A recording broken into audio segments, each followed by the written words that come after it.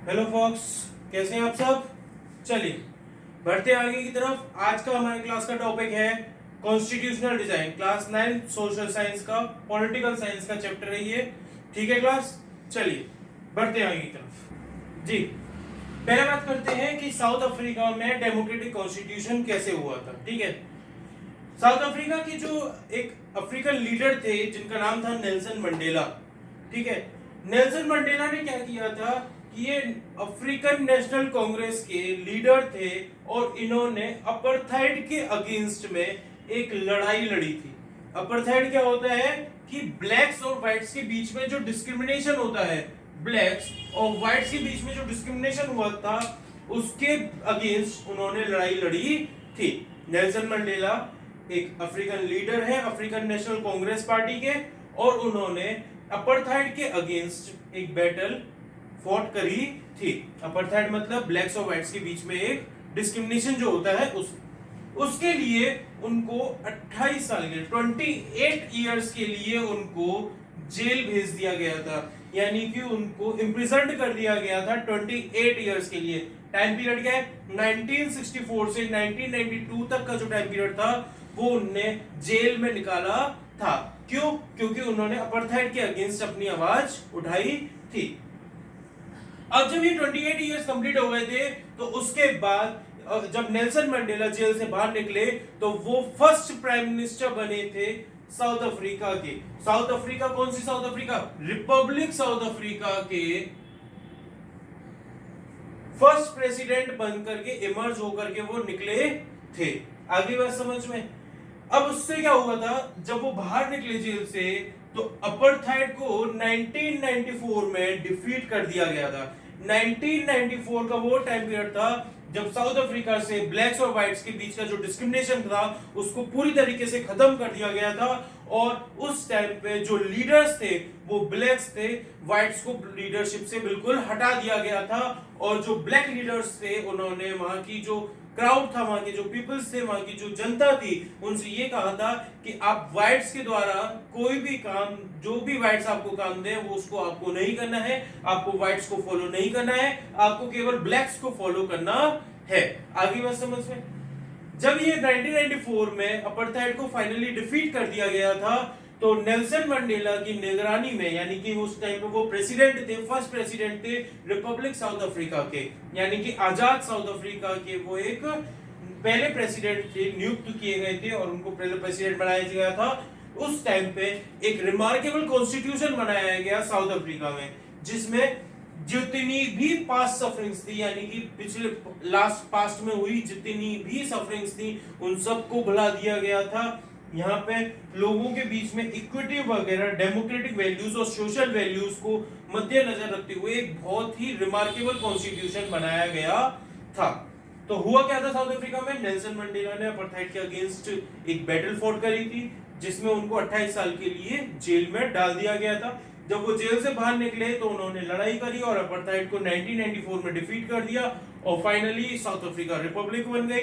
और जब वो साउथ अफ्रीका रिपब्लिक हुई तो नेल्सन मंडेला को as a first president elect किया गया और इलेक्ट होने के बाद एक रिमार्केबल कॉन्स्टिट्यूशन साउथ अफ्रीका का बनाया गया जिसमें सारी की सारी पास्ट सफरिंग्स को भुला दिया गया था और पीपल्स की equity, democratic and social values को ध्यान रखते हुए ये कॉन्स्टिट्यूशन को बनाया गया था।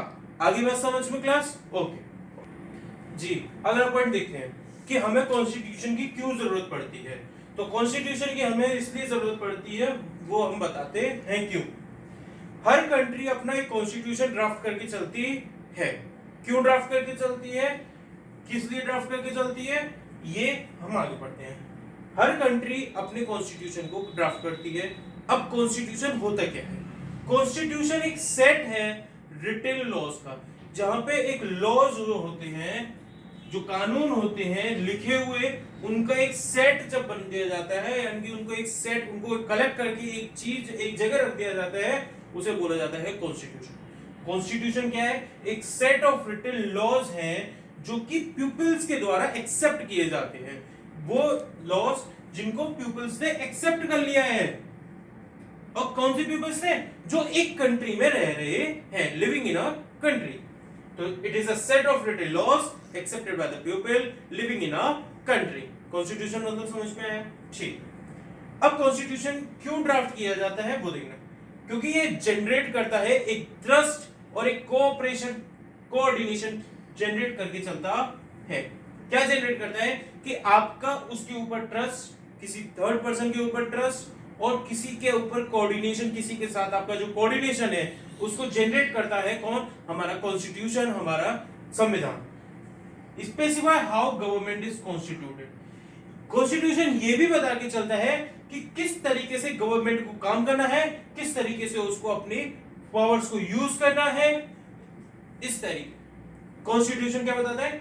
कैसे गवर्नमेंट को अपने कॉन्स्टिट्यूट करना है, किस तरीके से उसको फॉर्म किया जाएगा, ये सारी की सारी इंफॉर्मेशन कॉन्स्टिट्यूशन में होता है। साथ ही साथ ये भी लिखा होता है कि गवर्नमेंट की जो भी पावर्स हैं उनकी क्या लास्ट लिमिट्स हैं, वो भी इसमें लिखी हुई है कि गवर्नमेंट अपनी लास्ट लिमिट्स कहां तक, किस हद तक यूज कर सकती है। साथ ही एक्सपायर करती है पीपल्स को कि वो एक गुड सोसाइटी, एक अच्छी सोसाइटी क्रिएट करके चले। इस चीज के लिए मोटिवेट भी किया जाता है पीपल्स को कॉन्स्टिट्यूशन के द्वारा। तो हमें कॉन्स्टिट्यूशन की क्यों जरूरत है? ताकि एक ट्रस्ट बना रहे, एक कोऑर्डिनेशन बना रहे लोगों के बीच में। हम ये भी देख सकें कि गवर्नमेंट जो बन रही है वो अच्छे से बन रही है, डेमोक्रेटिक है या नहीं है। जो पावर्स गवर्नमेंट की हैं वो लिमिट करने के लिए बनाया जाता है कॉन्स्टिट्यूशन, और एक अच्छी सोसाइटी, एक गुड सोसाइटी क्रिएट करने के लिए भी बनाया जाता है कॉन्स्टिट्यूशन। आगे बात समझ में नहीं आई? जी, अगला टॉपिक कि हमारा इंडियन कॉन्स्टिट्यूशन किस बारे में बात करता है। हमारे इंडियन कॉन्स्टिट्यूशन जब बनना स्टार्ट हुआ था, कब? जब हम स्ट्रगल कर रहे थे फ्रीडम के लिए, हम आजादी के लिए जब स्ट्रगल कर रहे थे, तभी इंडियन कॉन्स्टिट्यूशन का प्रोसेसिंग स्टार्ट हो गई थी। यानी कि इसका प्रोसेस जो बिगिन हो गया था वो स्ट्रगल, फ्रीडम के लिए जब आप स्ट्रगल कर रहे थे, हम उसी टाइम पर इंडियन कॉन्स्टिट्यूशन बनना स्टार्ट हो गया था। सबसे पहले इसको 1928 में ड्राफ्ट किया गया था और फिर उसके बाद इसको 1931 में दोबारा से रिकॉन्स्टिट्यूट किया गया था। अब जब 1931 में रिकॉन्स्टिट्यूट किया गया था, तब उस टाइम पे मोतीलाल नेहरू जो थे, उस टाइम पे मोतीलाल नेहरू और उनके साथ के जो 8 लीडर्स थे, कौन? मोतीलाल नेहरू और उनके साथ के 8 लीडर्स जो थे, उन्होंने क्या डिमांड की कि हमें अपने जो कॉन्स्टिट्यूशन है उसमें यूएएफ यानी कि यूनिवर्सल एडल्ट फ्रेंचाइज,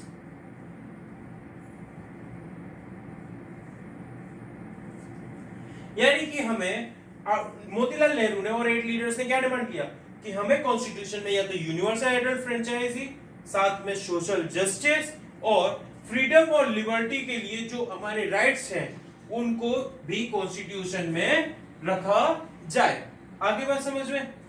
अब जो इसके जो लीडर्स थे, जो प्रोविंशियल लीडरशिप के लिए आपकी जो प्रोविंशियल लेजिस्लेचर में इनको लीडर्स को इलेक्ट किया गया था कॉन्स्टिट्यूशन बनाने के लिए, तो उन लीडर्स ने इस कॉन्स्टिट्यूशन के लिए वो कैसे इंस्पायर्ड हुए? कि वो इंस्पायर्ड हुए थे एक तो फ्रेंच रेवोल्यूशन से, ठीक है, एक ब्रिटिश पार्लियामेंट्री सिस्टम से उनको इंस्पायर किया गया था, प्लस साथ में bills of rights of US. इन 3 चीजों को लेकर के, यानी कि इन 3 कॉन्स्टिट्यूशंस को लेकर के उन्होंने क्या किया था? एक टीम से, फ्रेंच रेवोल्यूशन से, ब्रिटिश पार्लियामेंट्री सिस्टम से और bills of right of US से हमारा इंडियन कॉन्स्टिट्यूशन की जो ड्राफ्टिंग लीडर्स थे उनको बहुत इंस्पिरेशंस मिली थी। आगे बात समझ में? ओके, चल जी, बढ़ते हैं आगे की तरफ। अगला टॉपिक है हमारा Indian constituent assembly. Indian constituent assembly क्या थी कि इंडियन कॉन्स्टिट्यूएंट असेंबली एक फॉर्म करी गई थी और इसके जो इलेक्शंस थे, ये क्यों फॉर्म करी गई थी कि हमारे इंडियन कॉन्स्टिट्यूशंस को ड्राफ्ट करने के लिए असेंबली को फॉर्म किया गया था। और इस असेंबली के जो लीडर्स, ड्राफ्टिंग लीडर्स जो थे, उनको इलेक्ट करने के लिए इलेक्शंस हेल्ड हुए थे। इलेक्शंस हुए थे जुलाई 1946 में। जुलाई 1946 में इंडियन कॉन्स्टिट्यूएंट असेंबली के इलेक्शंस हेल्ड हुए थे, जिसमें डॉक्टर बी आर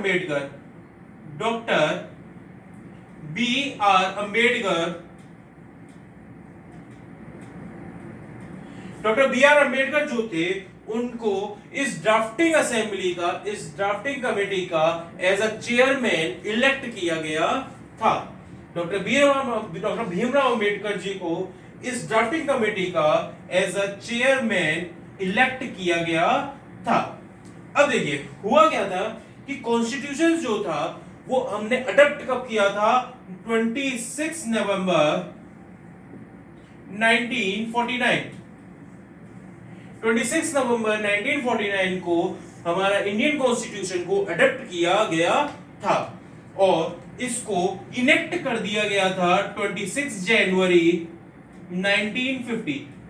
जब हमारा कंट्री, हमारी इंडिया रिपब्लिक हुआ था उस दिन इसको इनेक्ट कर दिया गया था, उस कॉन्स्टिट्यूशन को इनेक्ट कर दिया गया था।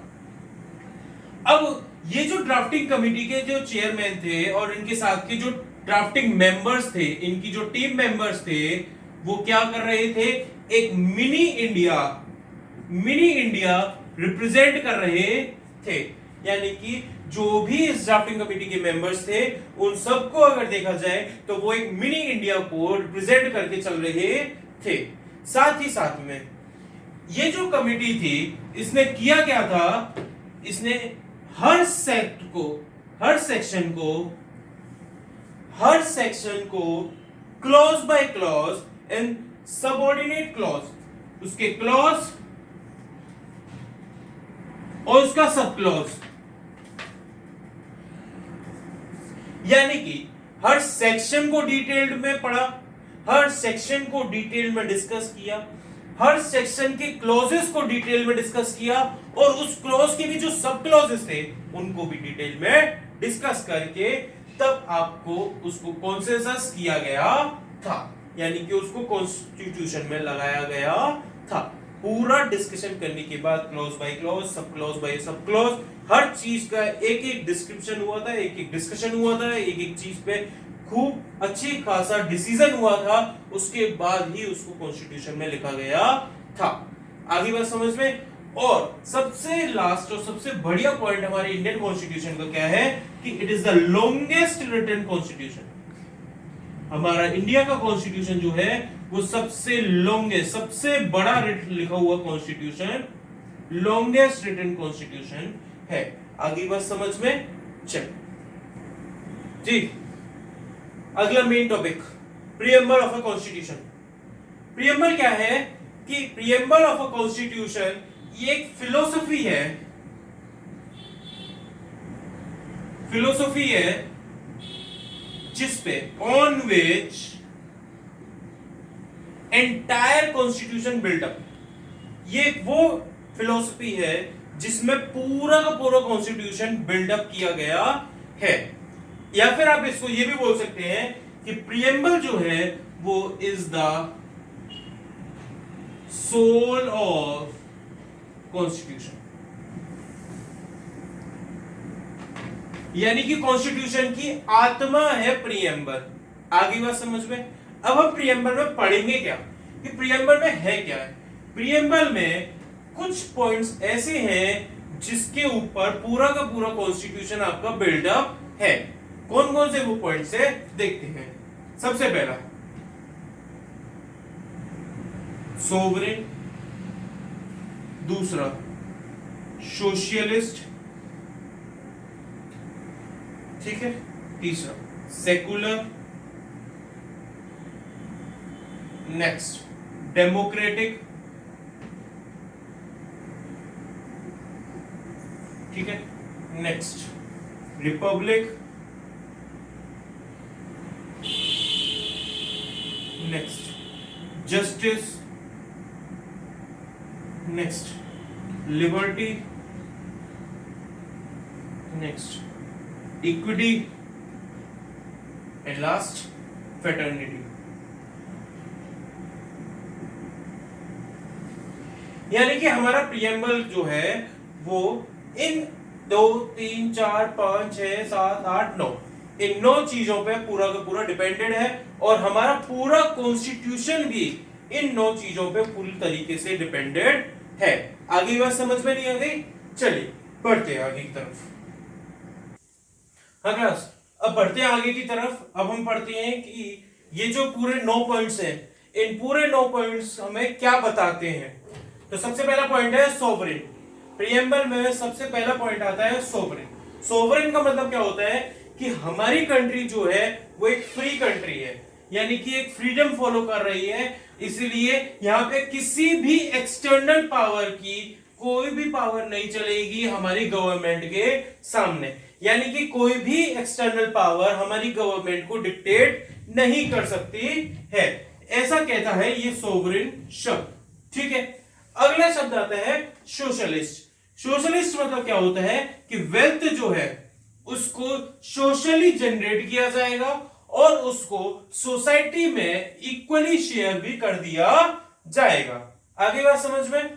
अगला पॉइंट हमारा कहता है सेकुलर। सेकुलर मतलब क्या होता है कि कोई भी रिलीजन ऐसा नहीं है जो ऑफिशियल हो, यानी कि यहां पे गवर्नमेंट के द्वारा सारे रिलीजन्स को इक्वली ही ट्रीट किया जाता है, चाहे होली हो, दिवाली हो, ईद हो, क्रिसमस हो, सारे रिलीजन्स इक्वली ट्रीट किए जाते हैं गवर्नमेंट के द्वारा।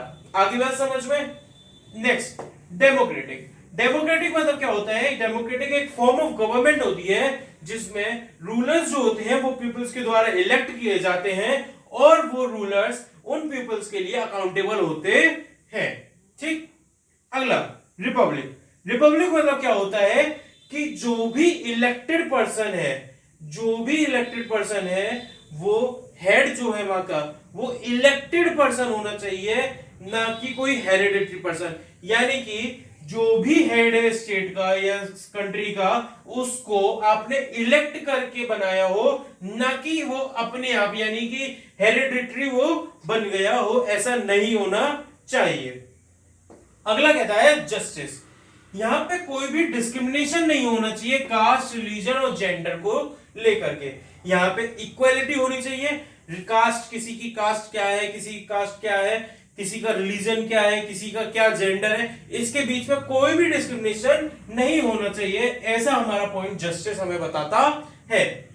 अगला पॉइंट आता है कि लिबर्टी। लिबर्टी क्या कहती है कि peoples are free to express their opinion. यहाँ पे पीपल्स जो होते हैं हमारी कंट्री में, पीपल्स जो हैं वो फ्रीली है कि वो अपना जो भी ओपिनियंस है वो आराम से वो एक्सप्रेस कर सकते हैं, यानी कि अपने जो भी ओपिनियंस हैं वो आराम से किसी दूसरे तक बोल सकते हैं।